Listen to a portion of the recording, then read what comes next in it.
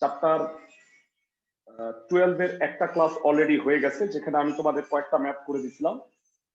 তো তার মধ্যে একটা বাড়ির কাজ দিছিলাম, সেটা হচ্ছে 16 ক। সেটা কি পারছিলাম নাকি আমি করাই দিই? 16 ক নাম্বার অঙ্কটা আই গেস আমি একটু দেখাই দিই, তাইলে মনে হয় তোমাদের জন্য ভালো হবে।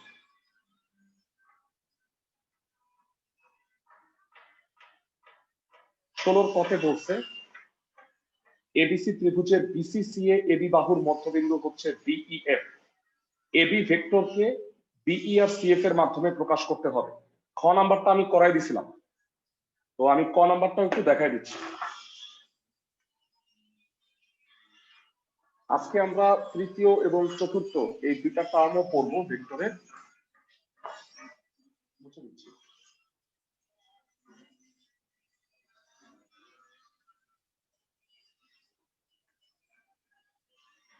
16 ক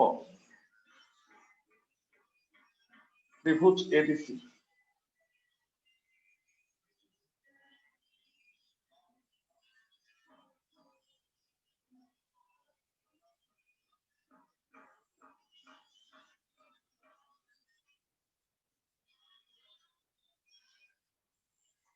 এবিসি ত্রিভুজের নামকরণটা মানে ভেক্টর চিহ্নটা কেমনে দিবা? এবি আর বিসি পরপর দুইটা একই দিকে, আর এসি তৃতীয় বাহুটা বিপরীত দিকে হবে, আর অন্যান্য বাহুগুলা দিবা অ্যালফাবেটিক্যালি, মানে এ থেকে ডি, এ আগে ডি পরে, তাহলে এ থেকে ডি এর দিকে তীর চিহ্ন দিবা, বিই তাহলে বি থেকে ই এর দিকে, আর ফাইনালি হচ্ছে সি থেকে এফ। তো আমাকে বলছে এই এবি ভেক্টরকে বিই আর সিএফ এর মাধ্যমে প্রকাশ করতে। আর মানে আজকে এই ইম্পর্টেন্ট ক্লাসে মাত্র 2 জন আজকে। সেটাই, মানে তোমাদের আসলে কেউ কি পড়তেছে না, মানে আমি ঠিক জানি না, মানে গত ক্লাসে তো ছিল, জানি না, যাই হোক সমস্যা নেই, যারাই পড়ে তাদেরকেই পড়াই। এবি ভেক্টরকে বিই এবং সিএফ ভেক্টরের মাধ্যমে প্রকাশ করতে বলছে, মানে সামথিং বিই সামথিং সিএফ, এইটা আমার হচ্ছে টার্গেট। এটা কিন্তু এসিও আসতে পারে, বিসিও আসতে পারে, সো জিনিসগুলো একটু ভালো মতো বুঝে নিই। তো প্রথমত আমি লিখে দিই যে ত্রিভুজ এবিসিএ বিসিসিএ বিসিএসি আর এবি বাহুর মধ্যবিন্দু হচ্ছে বিইএফ। তো আমাদের টার্গেট হচ্ছে এবি ভেক্টরকে বিই ও সিএফ এর মাধ্যমে প্রকাশ করতে হবে।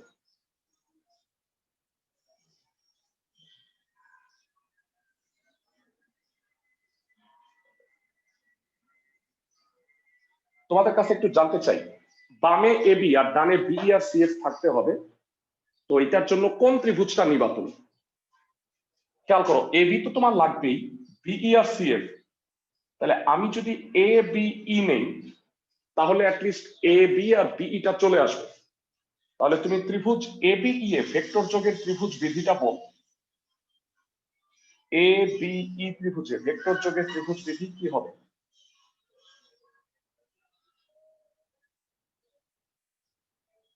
AB plus BE equal to এই। সূত্রটা হচ্ছে পরপর দুইটা একই দিকে যাইতে হবে আর তৃতীয়টা বিপরীত দিকে তার সমান হবে। AB plus BE equal to হচ্ছে এই।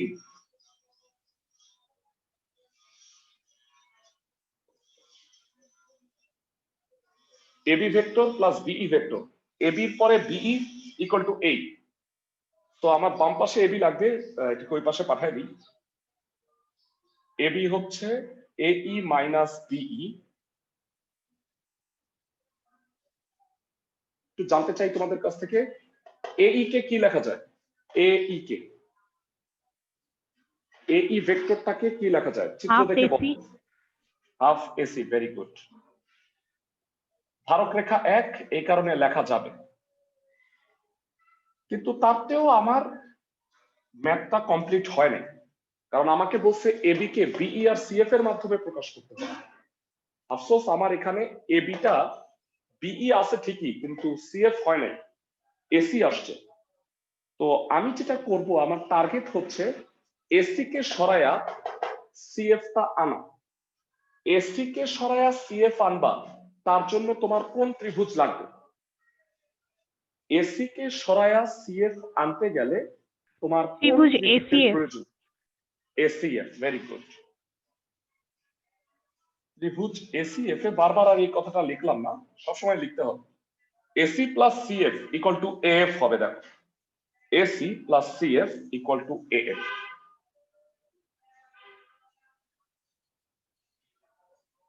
তো এখান থেকে এসির মানটা বের করে ফেলি।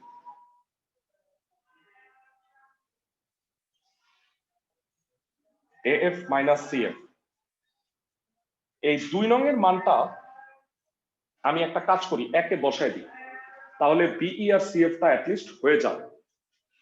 তো 2 নং এর মান 1 নং এ বসাই, মুছে দিচ্ছি। এই 2 নং এর মান 1 নং এ বসাইলে হবে AB equal to half of AC কত, F minus CF minus BE, গুণ করে দাও AB half AF minus half CF minus BE.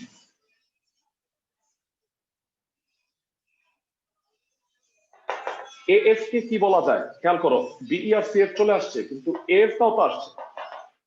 চিত্র দেখে বলো, এএফ কে কি হাফ এবি বলা যায় না?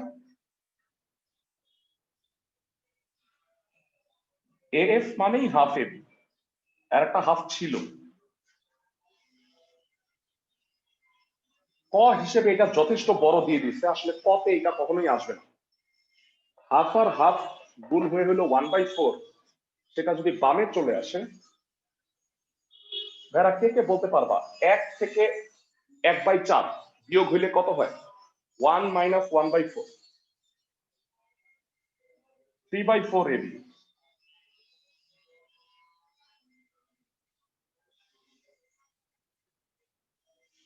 এই 3/4 যদি ওই পাশে পাঠিয়ে দাও,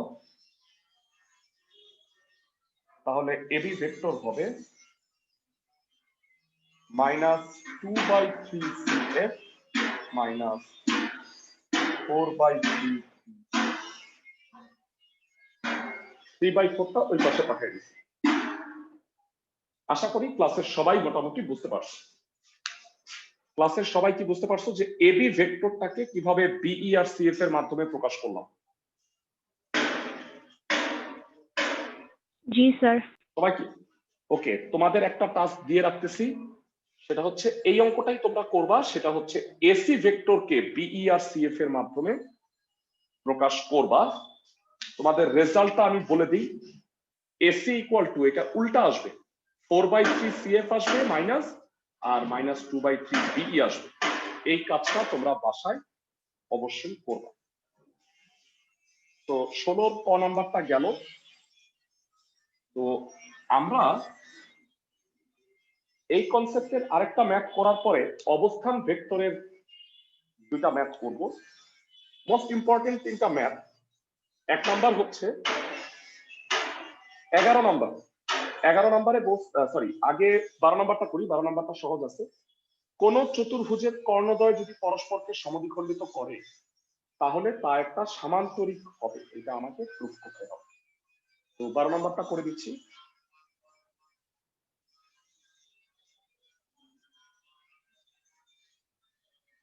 সামান্তরিক প্রমাণ করতে হবে। বলে একটা চতুর্ভুজ সামান্তরিক কখন হয়? একটা চতুর্ভুজ সামান্তরিক কখন হয়?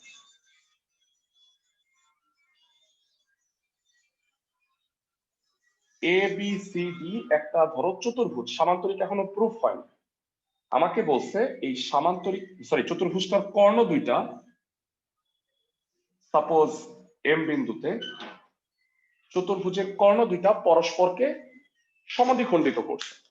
তার মানে এসি আর বিডি কর্ণ 2টা মানে এএম ভেক্টর আর এমসি ভেক্টরটা সমান, আর বিএম ভেক্টর আর এমডি ভেক্টরটা সমান।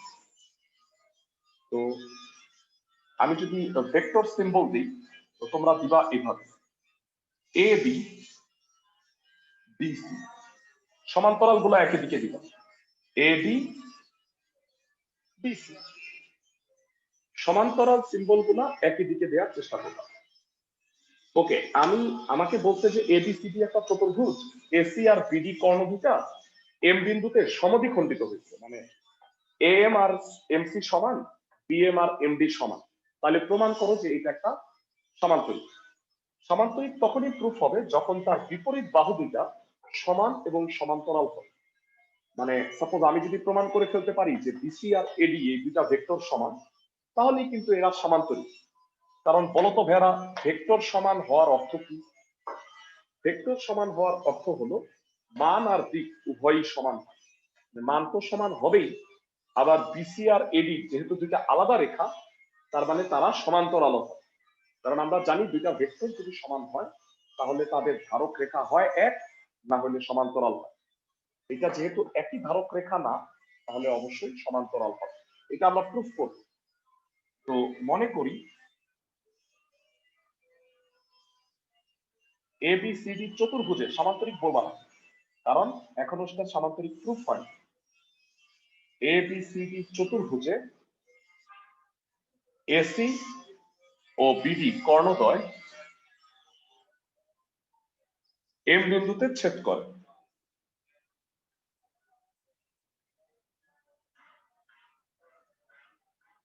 এসি ও বিডি কর্ণদ্বয় এম বিন্দুতে ছেদ করে। AM vector equal to MC vector এবং BM vector equal to MD vector হলে প্রমাণ করতে হবে যে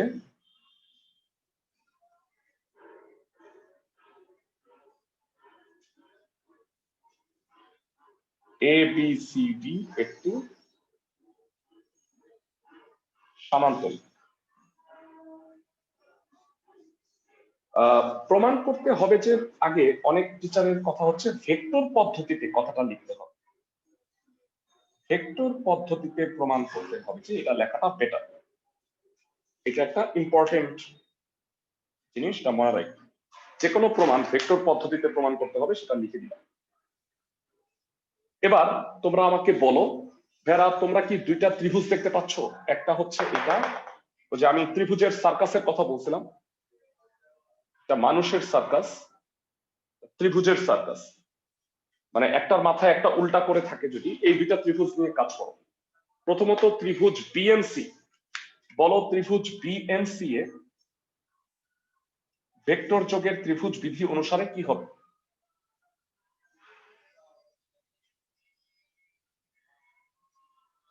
ভেক্টর যোগের ত্রিভুজ বিধি অনুসারে কি হবে? ক্লাসে কে বলতে পারবা?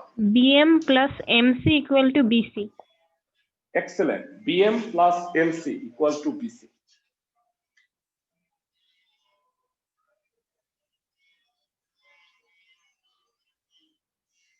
এক নাম্বার ইকুয়েশন গেল।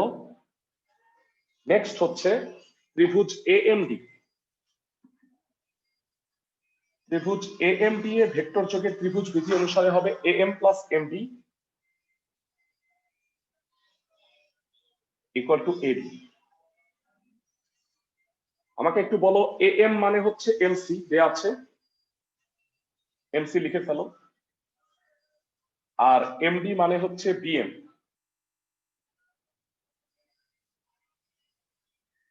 তাহলে একটু জানতে চাই BM plus MD, BM plus MC, এটা মানে এক নাম্বার ও সমীকরণ অনুযায়ী বিসি ভেক্টর না ভেড়া? এক নাম্বার থেকে, তার মানে বিসি ভেক্টর ইকুয়াল টু হচ্ছে এডি ভেক্টর। তো দুইটা ভেক্টর যদি পরস্পরের সমান হয়ে যায়, প্রথমত আমি এটার মডুলাস নিলাম, মানে এই দুইটা পরস্পরের সমান কখন হয়? দুইটা ভেক্টর, তার মানে তাদের ধারক রেখা একই অথবা সমান্তরাল। মানে বিসি ও এডি এর ধারক রেখা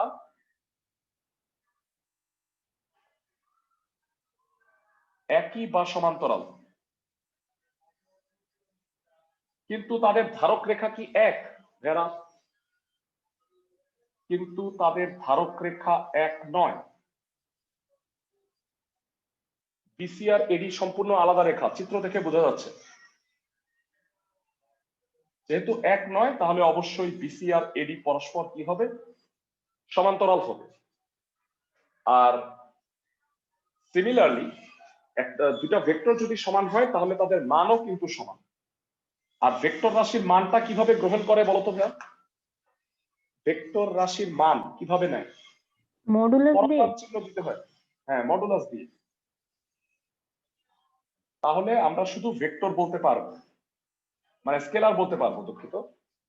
খেয়াল করো, বিসি আর এডি হচ্ছে সমান ও সমান্তরাল। একটা চতুর্ভুজের বিপরীত দুইটা বাহু যদি সমান ও সমান্তরাল হয়ে যায়, তাহলে চতুর্ভুজটাকে আমরা কিন্তু সামান্তরিক বলতে পারি। অনুরূপ ভাবে কি আমি বাকি দুইটাও সমান ও সমান্তরাল প্রুফ করতে পারবো না? অনুরূপ ভাবে এবি ও ডিসি পরস্পর সমান ও সমান্তরাল হবে।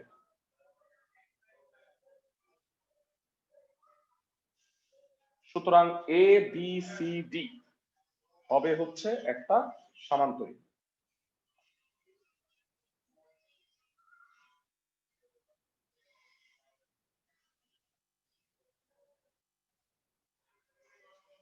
এ বি সি ডি হবে একটা সামান্তরিক। ক্লাসের সবাই কি ম্যাথটা বুঝছো? ক্লাসের সবাই? জি স্যার। ওকে, সো আমরা এরপরে চলে যাচ্ছি 11 নাম্বার অঙ্কটায়। আমরা করছি 12 নাম্বারটা করছি, এরপরে 11 করব। তাইলে মোটামুটি ত্রিভুজ সূত্রের গুলা হয়ে যাবে, তারপরে আমরা অবস্থান ভেক্টরে চলে যাব।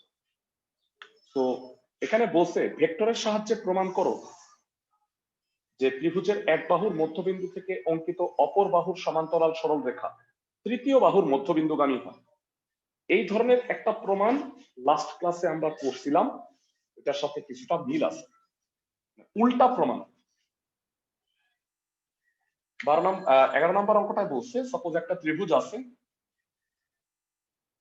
এবিসি ত্রিভুজ। তো ত্রিভুজের যে কোনো বাহুর মধ্যবিন্দু, এবি বাহুর মধ্যবিন্দু ডি হতে অপর বাহুর সমান্তরাল সরল রেখা, মানে বিসি বাহুর সমান্তরাল সরল রেখা ডিই এসি কে ই বিন্দুতে ছেদ করে। তো ভেক্টর পদ্ধতিতে প্রমাণ করতে হবে যে ইটাই হচ্ছে এসি এর মধ্যবিন্দু। আবার বলি, এবি বাহুর মধ্যবিন্দু ডি হতে বিসি এর সমান্তরাল সরল রেখা আঁকলা ডিই, যা এসি কে ই বিন্দুতে ছেদ করে। আমাকে প্রমাণ করতে হবে ই বিন্দুটাই হচ্ছে এসি এর মধ্যবিন্দু। সবাই কি বুঝতে পারছো প্রমাণটা কি করতে বলছে? জি স্যার। ওকে, আমরা যেটা করব সেটা হচ্ছে এই ধরে নিব যে ইটা মধ্যবিন্দু না, অন্য স্টাইলে প্রমাণ করব। আমি ধরে নিচ্ছি এফ মধ্যবিন্দু। তো ভেক্টরের সাহায্যে প্রমাণ করব যে এফটা আসলে ই এর উপরেই হইতে হবে, আদারওয়াইজ এটা সম্ভব না। তো ভেক্টর চিহ্নটা কিভাবে দিবা? এ বি বি সি, আর এদিকে হচ্ছে এসি, আর বাকিগুলো অ্যালফাবেটিক্যালি ডিই ডিএফ, ডি থেকে ই আর ডি থেকে এফ। এবারে আসো বিশেষ নির্বাচন, মানে প্যারা করে যেটা লিখতে হয় সেটা লিখবা। এখানে লিখি, মনে করি ত্রিভুজ এবিসি এর এবি বাহুর মধ্যবিন্দু ডি হতে, দেখা যাচ্ছে তো না ডান, ডি হতে বিসি বাহুর সমান্তরাল সরল রেখা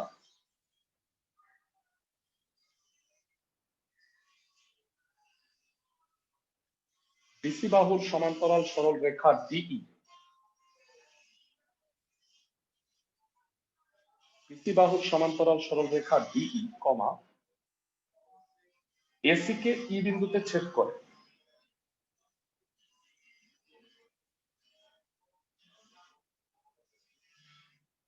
ভেক্টর পদ্ধতিতে প্রমাণ করতে হবে যে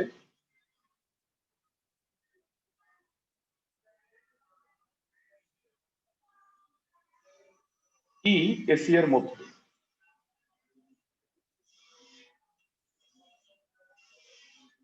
ওকে, এবারে আসো প্রমাণ।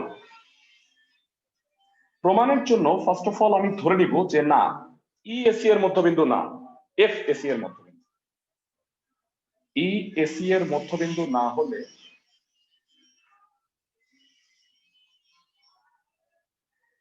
ই এসি এর মধ্যবিন্দু না হলে ধরি এফ হচ্ছে এসি এর মধ্যবিন্দু।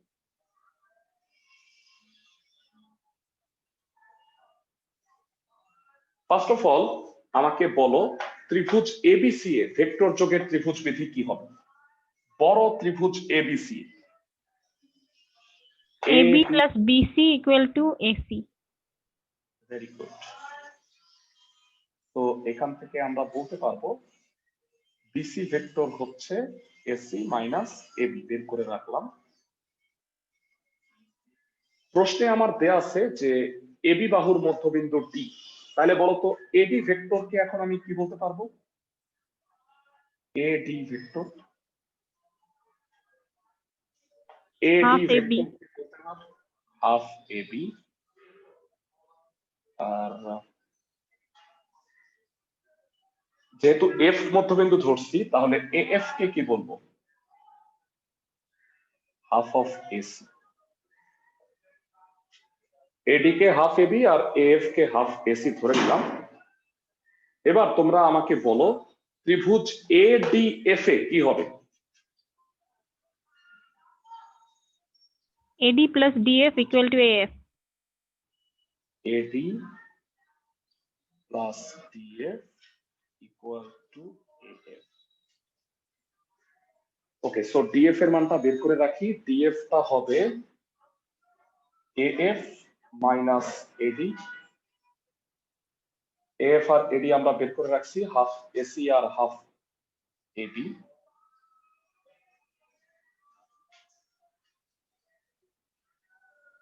হাফ কমন নিলাম, তাহলে হচ্ছে এসি মাইনাস এবি। ভাই আজকে ক্লাস আছে? কয় কি? কেন ক্লাস হবে না? শিডিউল ক্লাস তো আজকে। ওকে, আপনি না এসি মাইনাস, মঙ্গলবার বৃহস্পতিবার স্যার মেসেজ করে দিছিল যে সানডে 1টা বাজে ক্লাস হবে। আচ্ছা মানে গত সপ্তাহের মঙ্গল মানে রবিবারটায় হয়নি, কারণ আমি ঢাকার বাইরে ছিলাম। এখন তো কোনো প্রবলেম নাই। আচ্ছা তুমি রেকর্ডিং করে রাখছি তো, তুমি দেখে নিতে পারবা। এসি মাইনাস এবি কত হবে বলো? AC minus AB, AC minus AB দেখো 1 নাম্বার সমীকরণ থেকে বের করে রাখছি BC. ডি বিসি, তাহলে DF equal to half BC. ভেরা ধারক রেখার কনসেপ্ট থেকে বলো ডিএফ আর বিসি এই দুইটার মধ্যে একটা স্কেলার সম্পর্ক আছে না, মানে অর্ধেক। তাহলে এদের ধারক রেখা কি হওয়া উচিত? তাই ডিএফ ও বিসি এর ধারক রেখা, ডিএফ ও বিসি এর ধারক রেখা একই বা সমান্তরাল। কিন্তু বলো এই দুটার ধারক রেখা কি এক, ডিএফ আর বিসি? কিন্তু তাদের ধারক রেখা এক নয়।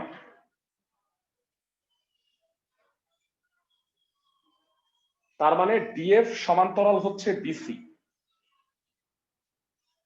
ভেরা কিন্তু আমার প্রশ্নে কি বলা আছে বলতো? প্রশ্নটায় কি বলছিলাম আমি?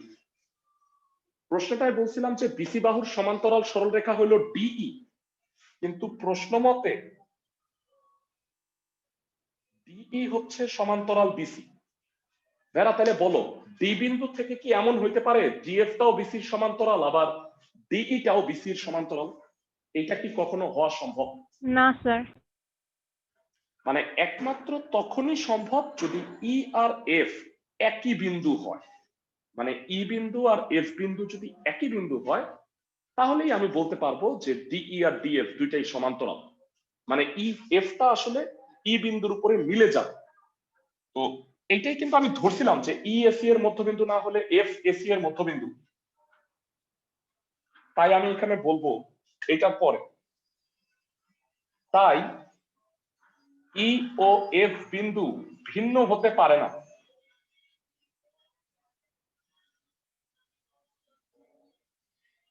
মানে একই বিন্দু। তার মানে আমি ধরছিলাম এফটা এসি এর মধ্যবিন্দু, তাহলে ই আর এফ যদি সেম হয় তাহলে কি আমি বলতে পারি না সুতরাং ইটাই এসি এর মধ্যবিন্দু? সবাই কি আমার কথা বুঝতেছো? মানে ডিএফ আর ডিই দুইটাই জি বিসি এর ভাইয়া। সমান্তরাল তখনই হবে যখন এফটা এসে ই এর উপরে পড়বে। তো এফ মধ্যবিন্দু ছিল, এটা আমি অ্যাজাম্পশন করেই অঙ্কটা করছি। তাইলে ই আর এফ যদি সেম হয় তার মানে ই হবে এসি এর মধ্যবিন্দু। আশা করি ক্লাসের সবাই মোটামুটি বুঝতে পারছো। সবাই কি অঙ্কটা বুঝছো জি স্যার। ক্লাসের থেকে? ওকে, এবার শোনো, গতকালকের ক্লাসে আমরা যে দুইটা টপিক পড়াইছিলাম লাস্ট মঙ্গলবারের ক্লাসে, সেখানে আমরা পড়ছিলাম দুইটা জিনিস, একটা হলো ভেক্টর যোগের ত্রিভুজ বিধি আর একটা ধারক রেখা। তো এই রিলেটেড ম্যাথ গুলো শেষ হইল। কি কি করাইছি? 11, 12, 15, 16 আর 6 নাম্বার। আর বাকি যে ম্যাথ গুলো আছে যারা, সেটা হচ্ছে অবস্থান ভেক্টর রিলেটেড। তোমাদের মনে আছে আমি তোমাদের হাফ পৃষ্ঠার জায়গা খালি রাখতে বলছিলাম লাস্ট ক্লাসে, দুইটা পয়েন্ট লেখার পরে আরো দুইটা পয়েন্ট লেখাবো বলছিলাম, মনে আছে সবার? সেই জায়গায় একটু চলে যাও।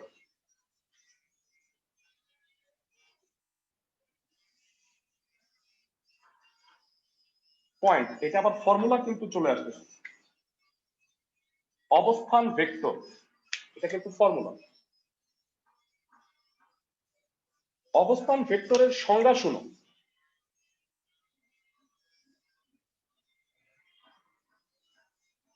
ভেক্টর মূল বিন্দুর সাপেক্ষে, যারা মূল বিন্দু তোমরা চিনো, স্থানাঙ্কের এক্স অক্ষ ওয়াই অক্ষ, কিন্তু ভেক্টরের ক্ষেত্রে আসলে স্থানাঙ্কটা হয় ত্রিমাত্রিক। তোমরা এইচএসসি তে যখন আসবা তখন সেটা জানতে পারবা। যারা আমাদের এই ডাইমেনশন গুলো ত্রিমাত্রিক কিন্তু, জানো? মানে এক্স অক্ষ ওয়াই অক্ষ আর জেড অক্ষ থাকে, দৈর্ঘ্য প্রস্থ উচ্চতা না। তো ত্রিমাত্রিক ক্ষেত্রে স্থানাঙ্ক হয় আর কি, সেটা নিয়ে আমরা পরে আলোচনা করব। ভেক্টর মূল বিন্দুর সাপেক্ষে কোন বিন্দুর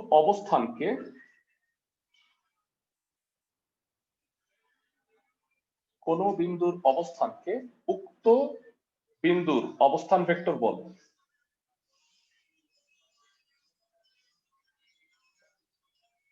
সাপোজ তোমাদেরকে আমি বললাম যে ভেরা, তোমরা কি আমার বাসা চিনো? তো তখন কিন্তু তুমি বাসাটা সরাসরি চিনো না। তো তোমাকে আমি একটা রেফারেন্স দেই সব সময় যে ভেরা, আমার বাসা হচ্ছে ভূতের আড্ডা রেস্টুরেন্টের পিছনে। তো তখন তুমি মোটামুটি আন্দাজ করতে পারো যে হ্যাঁ, আমার বাসাটা কোথায়। সবাই কি আমার কথা বুঝতেছো? মানে ভূতের আড্ডাটা হচ্ছে ভেক্টর মূল বিন্দু, আর আমার বাসাটা যদি এ হয় তাহলে ও এ হবে হচ্ছে এ বিন্দুর অবস্থান ভেক্টর। সবাই কি আমার কথা বুঝছো ক্লাসের জি সবাই? স্যার। জি ভাইয়া। ওকে, তো অবস্থান ভেক্টরের কনসেপ্টটা কেমন? সাপোজ এ আর বি, ভালো করে বুঝো, দুইটা বিন্দু।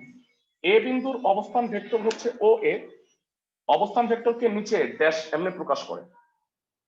বি বিন্দুর অবস্থান ভেক্টর হলো ও বি, নিচে ড্যাশ।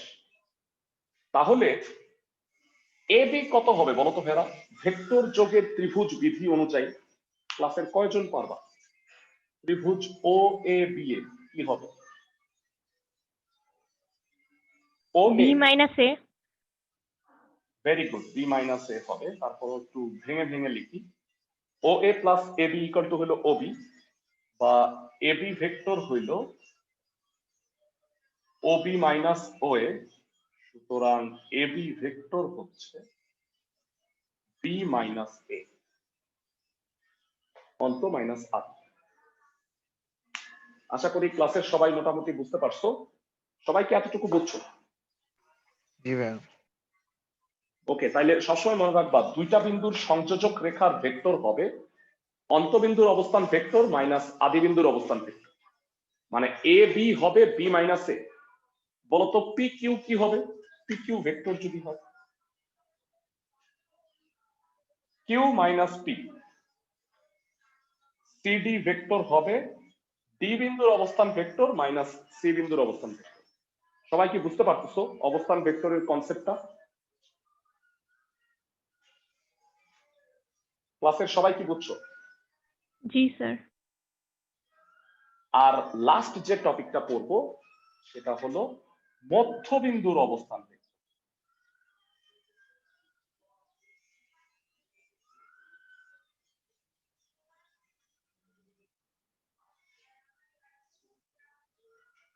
সেটা হচ্ছে এ আর বি এর, এ ও বি বিন্দুর মধ্যবিন্দু সি এর অবস্থান ভেক্টর হবে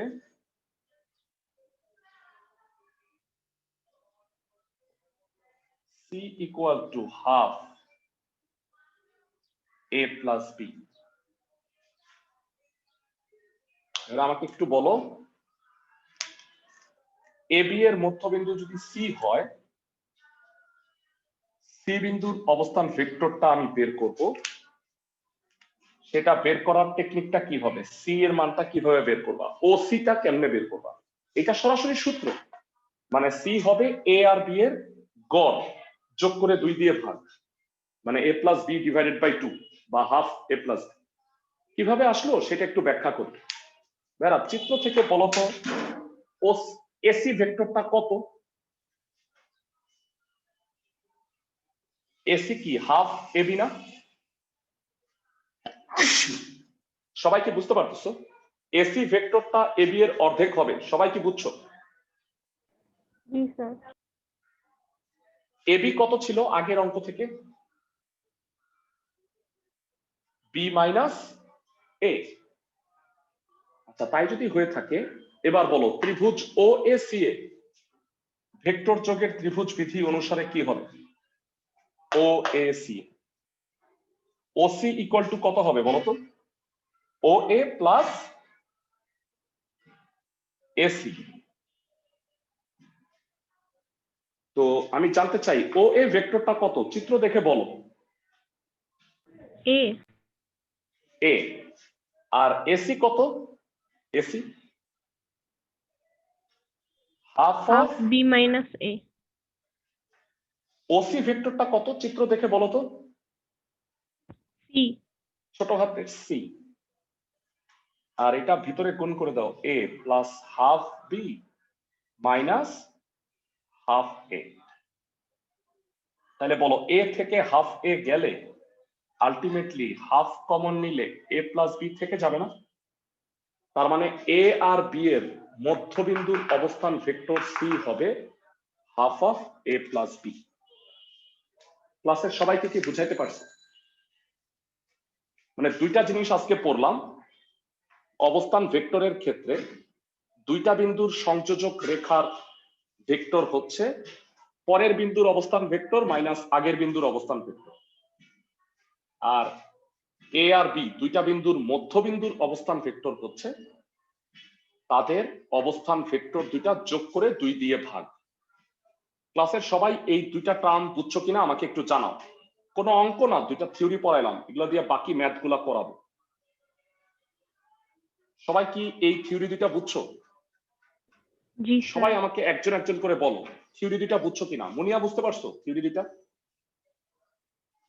জি ভাইয়া। ওকে, আমরা বাকি ম্যাথ গুলা তো এই থিওরিতেই করব। 13 এবং 14 এই দুইটার মধ্যে একটা স্কুল পরীক্ষার জন্য খুবই খুবই ইম্পর্টেন্ট, মানে ট্রাপিজিয়ামের ম্যাথ 13, 14 এবং উদাহরণ 5 সবগুলো অবস্থান ভেক্টর দিয়ে করা যায়। ভালো করে এই দুটা মাথায় রাখো। তো 13 নাম্বারটাই বলছে ট্রাপিজিয়ামের অসমান্তরাল বাহুদ্বয়ের মধ্যবিন্দুকে যোগ করলে তা সমান্তরাল বাহুদ্বয়ের সমান্তরাল হবে এবং তাদের যোগফলের অর্ধেক হবে। ভাইরা আমি এই 13 নাম্বারটা করায় দিব, 14 নাম্বারের চিত্র তোমাকে এঁকে দিব। তোমাকে এই 14 নাম্বার অঙ্কটা নেক্সট ক্লাসের আগে আমাকে করে দেখাইতে হবে একই রকম টাইপের। এটাই আজকের কাজ, আর কোনো হোমওয়ার্ক কিন্তু আমি দেইনি। তোমাদের বলছিলাম ভেক্টরের টোটাল 3টা ক্লাস হবে, আজকে এটা সেকেন্ড ক্লাস। নেক্সট ক্লাসে আমরা এটা শেষ করে কেমন সৃজনশীল প্রশ্ন আসে সেগুলো নিয়েও একটু আলোচনা করব। আচ্ছা ভেরা, তোমরা আমাকে একটু বলো 16 নাম্বারের 16র গটা কি? পরিচিত লাগতেছে দেখো তো। 16র গ আজকেই করছি বোধহয়। 16র গ নাম্বারটাই 11 নাম্বার। সবাই কি আমার কথা বুঝতেছো? জি স্যার। তো এটা একটু করে নিতে হবে তোমাদের। তো এখানে বলছে ট্রাপিজিয়াম চিনো তো? ট্রাপিজিয়াম একটা চতুর্ভুজ যার দুইটা বাহু সমান্তরাল, বাকিগুলো অসমান্তরাল। আমাকে বলছে ট্রাপিজিয়ামের অসমান্তরাল বাহু দুইটা, অসমান্তরাল হচ্ছে এবি আর সিডি, মধ্যবিন্দু ই আর এফ। ই এফ যোগ করলে ট্রাপিজিয়ামের অসমান্তরাল বাহুদ্বয়ের মধ্যবিন্দু যোগ করলে সেটা সমান্তরাল বাহু দুইটার সমান্তরাল হবে। মানে ইএফটা হচ্ছে এডি আর বিসি এর সমান্তরাল হবে, এবং ইএফ হবে হচ্ছে এডি আর বিসি এর যোগফলের অর্ধেক, মানে যোগ করে 2 দিয়ে ভাগ। বিশেষ নির্বাচনটা লিখে দিচ্ছি। মনে করি এবিসিডি ট্রাপিজিয়ামের অসমান্তরাল বাহুদ্বয়। ও তার আগে বলো ভেক্টর চিহ্নগুলা কেমন হবে? সমান্তরাল গুলা একদিকে, অসমান্তরাল সবসময় উল্টা দিকে দিবা। এবি আর সিডি যেহেতু উল্টা, এই কারণে এটা উল্টা দিবা, মানে সমান্তরাল না, সমান্তরাল গুলা একই দিকে দিবা। আর ই এফ অ্যালফাবেটিক্যালি দিবা, ই আগে এফ পরে। অসমান্তরাল বাহুদ্বয় এবি ও সিডি এর মধ্যবিন্দু দ্বয় ই কমা এফ, ই কমা এফ যোগ করি ভেক্টর পদ্ধতিতে।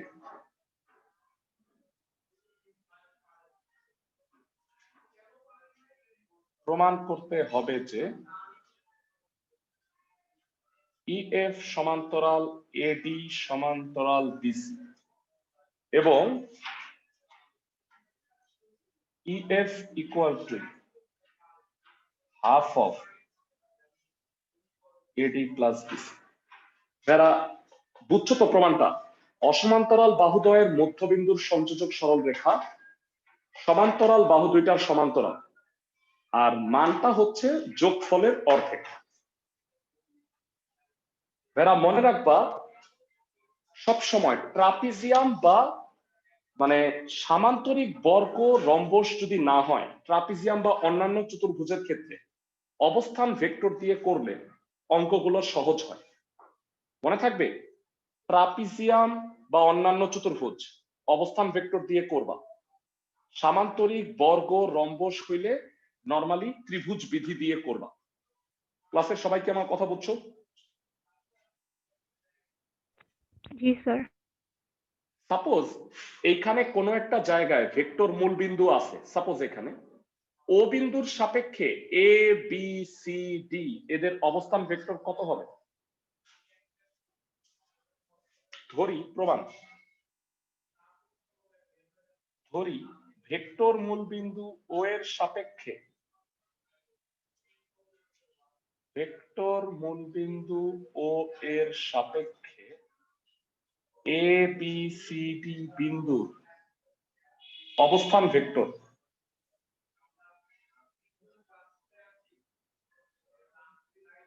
A B C D, ABCD হবে। এবারে জানতে চাই এবি বাহুর মধ্যবিন্দু কে কে ক্লাসে পারবা? এবি বাহুর মধ্যবিন্দু ই এর অবস্থান ভেক্টর কত?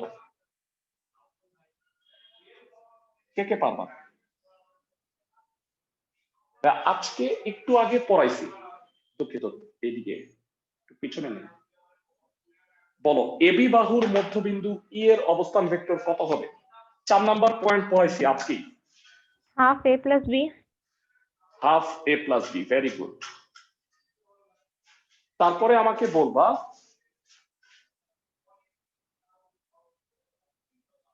সিডি বাহুর মধ্যবিন্দু এফ এর অবস্থান ভেক্টর কত হবে?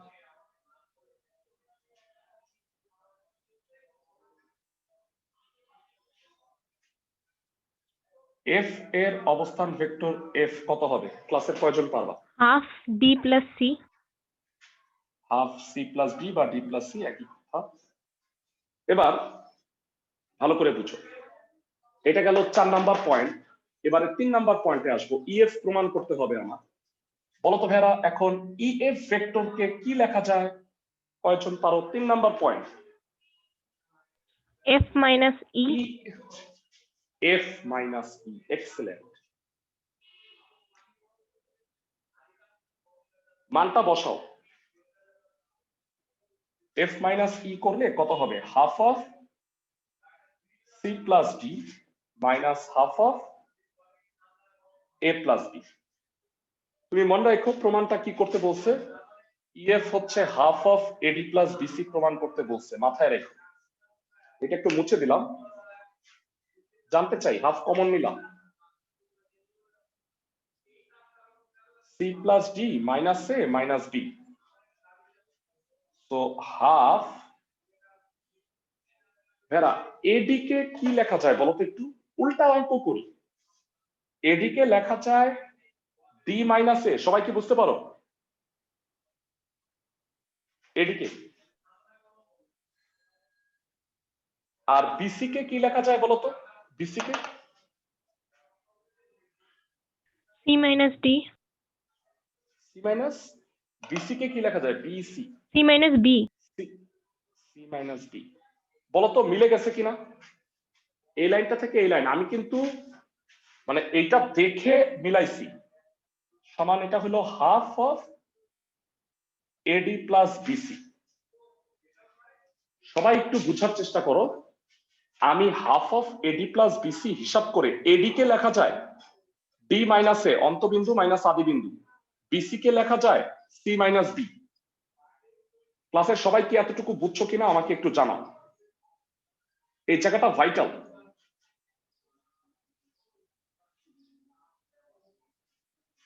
মনিয়া কি বুঝতে পারছো half of AD plus BC কিভাবে আসলো? ডি মাইনাস এ আর সি মাইনাস বি এভাবে মিলাই নিছি। বুঝতে পারছো? জি স্যার। ওকে, তো এখন আমাকে বলো ইএফ এডি বিসি এদের মধ্যে একটা স্কেলার সম্পর্ক আছে না?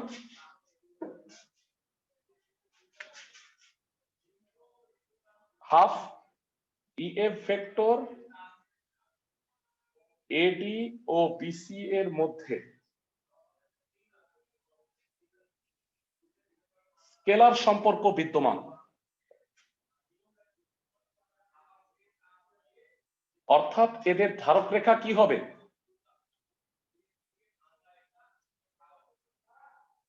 এদের ধারক রেখা একই বা সমান্তরাল।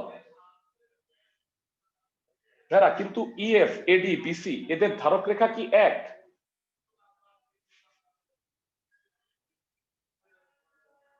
কিন্তু তাদের ধারক রেখা দেখো একই লেখা, এক নয়।